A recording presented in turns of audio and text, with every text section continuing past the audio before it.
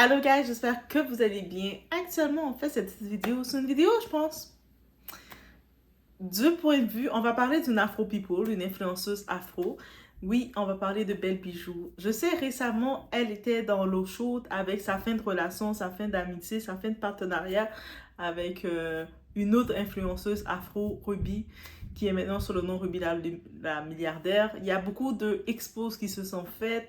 Vous savez, moi je me dis toujours, dans cette idée, je me dis, pourquoi une fin de relation doit finir que tu dois exposer qu'est-ce qui a été dit dans votre intimité? Bref, ça a été exposé, on l'a exposé qu'elle publiait des photos Pinterest, elle a exagéré sa vie, et ci, et ça, et ça. Et c'est sûr que derrière le tout, Belle Bijou, Belle Jones, elle a sa communauté. Elle gère aussi ses entreprises. Je pense qu'elle a une académie. Elle gère ses astuces, ses trucs.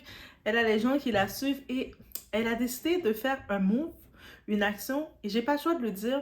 Let's go. Tu sais, c'est comme, est-ce qu'on peut critiquer une action comme ça? Derrière tout le scandale qui est venu, elle prend sa caméra pour dire, vous savez quoi? Je m'excuse. Eh! Je m'excuse parce que c'est pas cette image que je voulais donner à ma marque, qui est son image.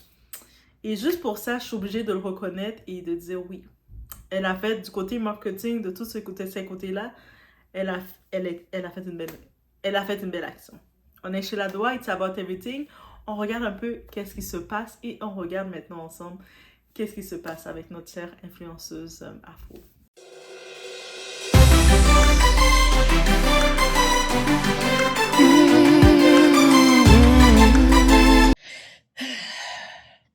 Vous êtes déçus, je sais. Et je vous demande pardon.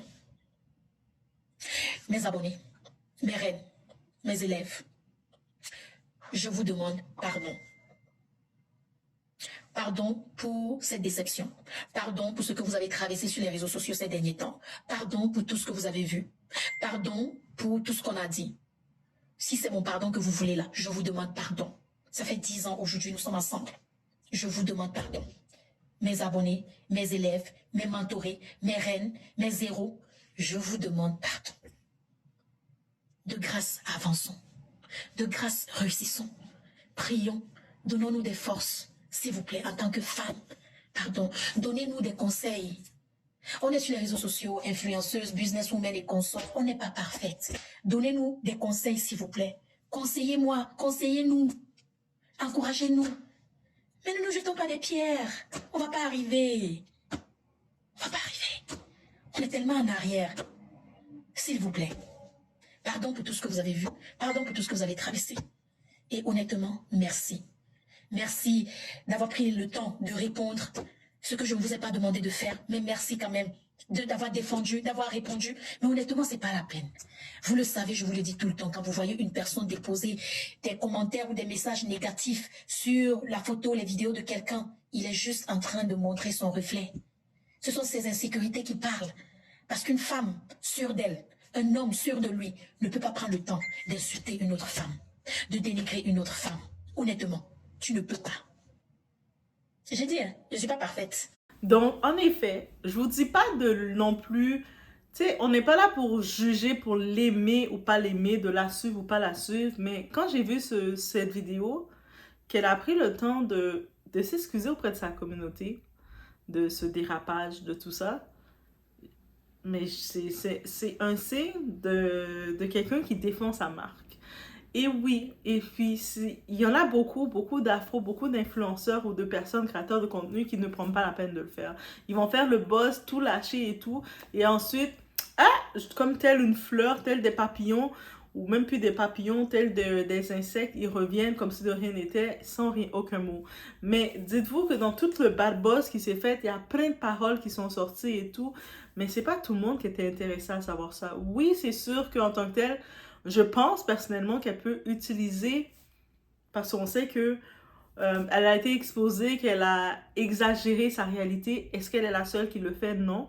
Beaucoup le font aussi, beaucoup prétendent être des milliardaires, elles prétendent être des riches, elles prétendent d'avoir une vie, certaine vie de luxe, alors que c'est pas ça, pour vendre du faux rêve, tout ce qui brille n'est pas de l'or. Donc je pense que elle pourrait même continuer sa marque en faisant ces excuses-là, maintenant en revenant avec une autre image d'elle. C'est peut-être l'occasion pour elle, ça devient un soulagement de ne plus avoir à chercher à créer des étincelles, à créer une image qui n'est pas d'elle, à chercher à aller sur Pinterest, sur Internet, chercher des photos, chercher des articles pour essayer de dire voici, voici. Alors, elle va pouvoir maintenant revenir, une renaissance en étant elle-même et disant oui, j'étais dans l'effervescence des réseaux sociaux, de montrer que tout est beau et tout est parfait. Est-ce qu'elle est la seule qui le fait? Non. Il y en a beaucoup qui le font. Il y a des influenceuses, on va les voir, ils vont prendre un livre de recettes, elles vont prendre la photo d'un plat et dire j'ai bien mangé. Alors que non, c'est pas ça. Donc, on sait comment c'est. Et surtout, c'est peut-être pour ça que, par exemple, la plateforme de Instagram a baissé beaucoup parce que c'est un catalogue de faux, de m'as-tu vu, quand tu vois les photos, les gens qui mettent les photos tout en rose et tout, on était fatigués. C'est pour ça qu'on recherchait de voir un peu plus d'authenticité, de voir un peu plus de naturel, de voir un peu plus tu sais, de voir l'envers du décor. Et une plateforme comme TikTok a montré cet envers du décor. Et on est allé chercher ça. De voir le monde qui filme, derrière, ils vont faire exprès de montrer un petit peu leur background. On veut voir ça. Et donc, je pense avec cette expérience qui est arrivée, déjà, je retourne dessus, qu'elle a pu et qu'elle revient derrière, parce qu'avant de devoir venir poster comme si de rien n'était, elle n'a pas le choix de faire un certain pas. Et ça, c'est un beau pas qu'elle a fait. Côté marketing, je tenais à le souligner. Vous avez, moi, j'aime ça, regarder les bons coups, les bons coups marketing. Et je trouve que c'est un bon coup qu'elle a fait. Maintenant, ça dépend comment elle va reprendre la balle pour présenter le tout. Je pense que c'est l'occasion pour elle de retirer le stress peut-être qu'elle avait engendré, de devoir toujours chercher la photo parfaite, chercher à créer une histoire pour sympathiser. Non, elle vient présenter sa vulnérabilité. On est en 2024. Quand vous dites 2024, c'est l'année des exposes. C'est-à-dire que expose-toi au naturel quand t'es pas parfaite. Quand des fois, tu vas être là, t'as ton bout de feuille, comme ça, t'es comme... Ah, je suis pas parfaite. Parce que des fois, on se met une certaine dose de perfection alors qu'on est dans une sphère qu'on a le droit de... On a le droit de faire des erreurs. Quand on est là comme créateur de contenu, comme influenceur, comme ça, on n'est pas dans... On n'a pas CBS, on n'a pas Fox News, on n'a pas les grosses caméras, les éclairages, le metteur en scène, le technicien de son et tout. Bien sûr, certaines personnes vont essayer de venir vouloir te complexer, dire « Oh, mais tu dois mettre tel éclairage comme ça, ta caméra est pas comme ça, ou ton montage est passé. » Mais c'est pour ça qu'il y a encore, il y a encore CBS, il y a encore les grosses chaînes de télé qui ont toute leur équipe derrière et qui font des scripts et qui contrôlent qu'est-ce qu'ils veulent faire. Donc, maintenant, et puis qu'est-ce qui a gagné sur le terrain? C'est les médias non traditionnels, c'est nous autres.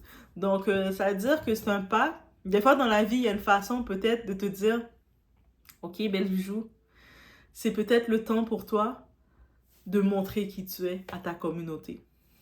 Ah, je le dis comme ça. Est-ce que c'est sur cet ton qu'elle va aller? Je ne sais pas. Mais si elle va sur cet angle-là, ça serait intéressant de voir ce suivi-là. Et peut-être qu'elle va inspirer d'autres personnes qui aussi jouent au paraître, jouent au « moi j'ai plus d'argent que toi, moi je suis plus riche que toi, moi je fais plus d'argent ». Se dire « mais quand je veux montrer que j'ai acheté ma maison à tel prix, j'ai fait ci, j'ai fait ça ». À la fin de la journée, c'est comme, est-ce que ça me donne réellement une satisfaction? Donc, la vraie satisfaction, ça va être de dire, hey, aujourd'hui, j'ai préparé des nouilles parce que ça me tentait pas de cuisiner. Je fais des nouilles. On aime-tu les nouilles? Puis c'est tout. Au lieu de faire semblant que j'ai mangé tel plat de canard farci avec des haricots et des pommes, puis des je sais pas trop quoi, qu'est-ce qu'on met dans les canards farcis? Est-ce que ça existe, les canards farcis? Bref, de chercher quelque chose juste pour essayer de montrer qu'on vit dans un certain luxe, juste pour faire des « oh, ah ». Non, tu sais, des fois, ça tente d'être en mode relax, des fois, ça tente d'arriver en mode jogging. Et puis, oui, je pense que elle est dans les réseaux depuis un moment. Et Oui, elle a été exposée. Il y a beaucoup de choses à ressortir avec son histoire de fin de relation. Ça, c'est un autre sujet que je me dis. Il y a trop de gens maintenant qui, dès qu'ils sont plus en amitié, ils ont fini une relation avec une personne, que ce soit amicale, sentimentale, la première chose qu'ils trouvent à faire, c'est de vouloir l'exposer. Ils vont sortir les audios. Tel audio qu'il y a 3 ans que tu m'avais dit, et puis ils commencent à vouloir exposer les audios, vouloir exposer tes secrets, exposer qu'est-ce qui s'est passé dans ta maison. Ça devient que on veut plus être en relation. C'est pour ça on ne peut même plus blâmer quelqu'un de ne plus vouloir être en relation, de ne plus vouloir d'amis, d'avoir peur d'inviter des gens dans sa maison, d'avoir peur de trop, qui va privilégier d'être seul qu'autre chose parce qu'on sait que plus tu te confies aux gens, mais plus tu risques des déceptions. Au moment que ça fait plus leur affaire, ils vont vouloir t'exposer. Elle avait dit ci, elle avait fait ça, et puis ci, et puis ça. Ça aussi, ça nous fait réaliser que maintenant qu'il y a beaucoup de gens, dans moi-même, on, on est très réticent à ouvrir sa porte. La porte peut sonner, tu vas sonner pendant 4 heures de temps et il n'y a personne qui va t'ouvrir. Qui va t'ouvrir. Peut-être tu vas faire une petite tête des fois par la fenêtre, faire comme ça, te regarder. Mais c'est ça, c'est à cause de ça. Donc sinon, dans peu importe les épreuves, dans la situation que ça a été, des fois il faut être une grande personne, se dire, ok, on a fait ça a été du bad buzz parce que oui, c'est du buzz, ça a généré du buzz, mais c'est du bad buzz en vrai. Donc, derrière le tout, c'est quoi que j'en retire pour ma communauté? Donc, comment je peux me présenter face à ma communauté? Donc, force à elle pour ça. Donc, on peut reconnaître le bon coup de quelqu'un quand il fait un bon coup. Donc, il y a pas de parti pris. Donc, oui, elle a fait un bon coup de prendre la parole et de s'excuser auprès de sa communauté. Maintenant, après les excuses, on voit l'action. Donc, c'est sûr que je pense pas que je n'imagine pas revenir en mettant une fausse vie de Pinterest, de photos extra roses et tout ça. Mais bref. Mais c'est ça. Puis ici, chez la douane, on n'a pas de problème de reconnaître qu'on voit un bon coup. Et côté marketing, c'est un très bon coup. Comme n'importe quelle compagnie, on va le voir. Quand je dis côté marketing, je prends l'exemple, même si la compagnie derrière était très consciente de ce qu'elle faisait. Par exemple, je vais prendre l'exemple de H&M. Vous savez, la marque de vêtements.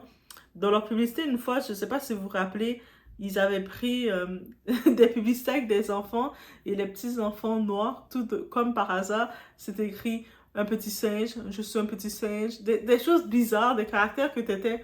C'est délicat. L'équipe, le artistique, votre directeur artistique qui a décidé de faire ce shooting, est-ce qu'il allait bien? Mais ils ont compris que, ils ont fait des excuses. On est désolé, comme marque, c'est pas notre idée. Même si derrière, il faut les surveiller parce qu'ils sont un petit peu bizarres. Mais, comme n'importe quelle compagnie, quand il y a un bad buzz, que tu sais que tu veux passer au travers, t'as pas le choix de dire avec les excuses. On sait, même avec le scandale de Balenciaga, notre fameux Balenciaga, avec leur shooting encore plus douteux, encore plus complexe, ils sont venus aussi faire des excuses, même si au fond d'eux, ils étaient complètement pour de ce qu'ils faisaient. Et puis on est comme, c'est délicat, Balenciaga, mais ils sont venus faire des mini-excuses juste pour calmer la population. Mais c'est un peu ça. Et puis il faut le reconnaître, c'est un aspect marketing. Donc, que vous voulez pas, c'est un aspect marketing. Beaucoup d'entreprises ne pensent pas le fait de dire, ah, mais non, je suis pas en tort, je vais pas m'excuser, ou moi, j'ai pas à m'excuser, ils m'acceptent comme je suis. Mais, faut savoir aussi, quand ton entreprise, tu fais partie de ta marque, tu dois aussi faire la part des choses. Ça veut dire que si, par exemple, t'as un restaurant et puis, tu sais, il y a une commande, un client te fait une commande spéciale et malheureusement, il y a une erreur qui a été faite en cuisine. Je sais pas, les chefs, ils ont pas bien lu parce que leurs yeux étaient fermés. Donc, ils ont fait une erreur dans la commande de ton client. Toi, comme responsable, tu vas appeler, tu vas appeler tu vas appeler le client, tu vas t'excuser ou tu vas aller voir le client, tu vas t'excuser. Et si des fois tu veux en ajouter un petit plus, tu offres un dessert, tu offres une petite quelque chose, une courtoisie, juste pour laisser savoir, je comprends que ça t'a pas fait du bien. Je suis vraiment désolée de ce qui s'est passé, de l'expérience que tu as vécue, de ce que tu as découvert. et je vais tenter de me réparer, de faire attention. Oui, comme humain, je vais peut-être retomber. Je vais peut-être retomber 10 fois. Je vais peut-être, tout de suite après, je tourne ma tête, je retourne mon corps. Puis je vais encore être capable de prendre le parti de me réexcuser. Parce que humain, c'est ça qu'on est. On est fait pour tomber. Comme le petit bébé, quand il marche, il tombe. Il tombe. Il tombe. Tu les regardes en train de tomber, c'est pour ça qu'ils ont une couche. Parce que ça fait mal de tomber comme ça. Mais bref, c'était mon petit point que je tenais à apporter. Oui, Doa, regarde tout ce qui se passe. Et je suis très sensible dans les petites actions comme ça quand je vois des bons coups. Et des fois, on ne souligne pas assez les bons coups de quelqu'un. Donc, c'est tellement facile. Là, vous voyez qu'elle fait cette vidéo pour s'excuser. Tous ceux qui reportaient les nouvelles pour faire du drama, t'as fait ci, t'as fait ça, ils étaient là. Là, maintenant que c'est une petite histoire, une action positive qu'elle vient de faire, tu vas voir, plus personne va vouloir en parler. Oh, bah, c'est trop positif, ça on veut pas en parler, ça va pas. Est-ce qu'on peut changer la donne? Est-ce qu'aussi on peut reconnaître et avoir autant d'enthousiasme qu'on voit un petit point positif qu'elle fait? Je mets au défi. Je vous mets au défi de ça. On y va. Laissez-moi savoir si vous êtes prêts à relever ce défi. Et on en profite, mettez des likes de support. Oui, oui, des likes de support. Et dans la description des commentaires, vous pouvez même faire plus. Vous pouvez même supporter directement Doa. Et oui, pourquoi pas? Bref, je vous laisse sur ce. On se voit aux prochaines vidéos.